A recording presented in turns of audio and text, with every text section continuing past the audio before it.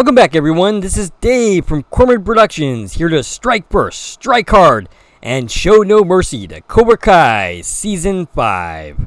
Before going any further, I will tell you a couple of things. 1, this is not a spoiler-free dojo, so if you haven't watched the season, feel free to go and check it out and then watch my video. Though, the spoilers will be light for this one. Secondly, this content is now available in multiple different platforms, including Anchor and Spotify. If you're listening there, please subscribe, and you can also head over to my YouTube channel and check out my additional content there. If you are already on my YouTube channel and you want to support the channel, please like, share, and comment, as well as subscribing to my channel. I love Cobra Kai Season 5. I have loved every season of this show.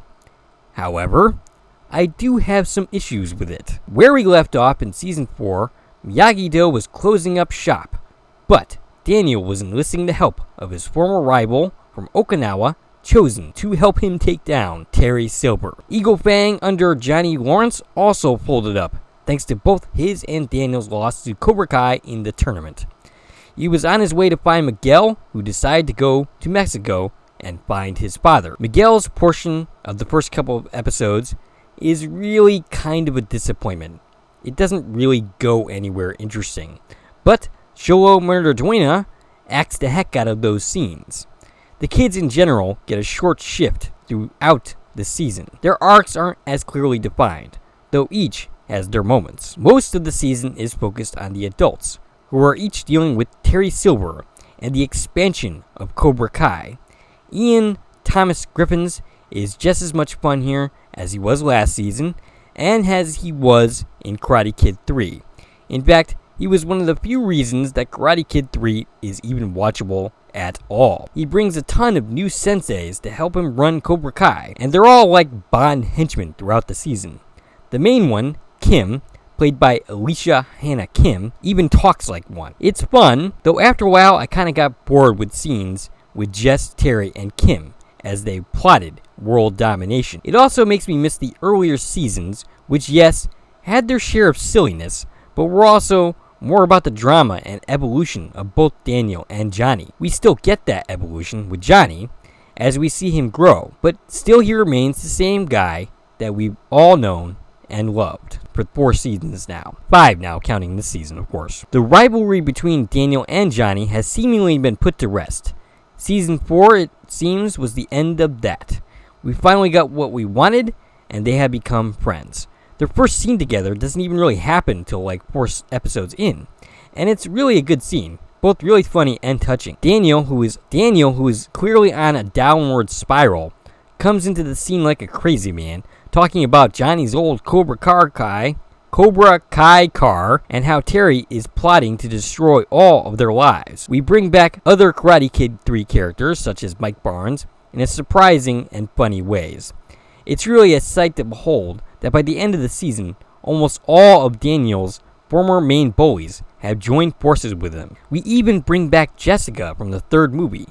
For most of her scenes, I didn't even realize it was her until she started talking about her and Daniel's history with Terry Silver. She apparently continued to have a relationship with Daniel, and is the reason that he and Amanda are together in the first place.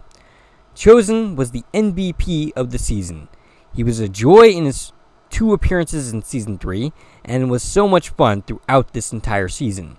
I hope he's still a part of Season 6, presuming that happens at all. This show has ridiculous and goofy finales that raise the stakes to ridiculous levels that feels incongruent with what we see from the rest of the seasons.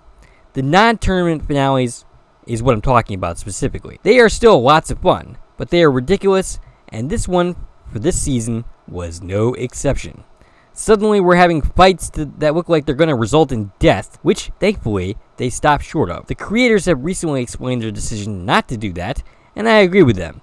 The stakes in this series have never been quite life or death, unless we're talking about Miguel back in Season 2 and the start of Season 3.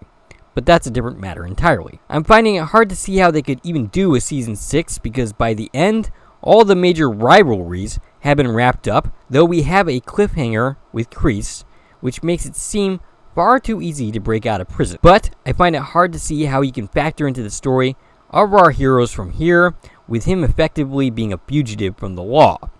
But since when has this series been realistic when it comes to laws and consequences?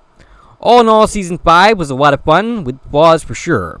It isn't quite what the series was at the beginning, which I do miss, but is still very enjoyable. Bring on the new season. Seriously, guys, what are you waiting for? I would like to do more content on this series, but I got loads on my plate already, including a new podcast with my longtime friend Stacy on the new upcoming Quantum Leap revival. If there's any crossover fans between this series and that, which I kind of doubt, feel free to also check out the new podcast as well as my other Quantum Leap content. If you like this video and want to support the channel, you can follow me on Twitter at Core Productions. You can join my Corman Productions Facebook page. You can buy something from the Corman Productions store on Zazzle. You can buy me a coffee, which is a new way to support content creators such as myself. And of course, you can like, share, and comment, as well as subscribing to my channel. This is Dave from Corman Productions, signing off.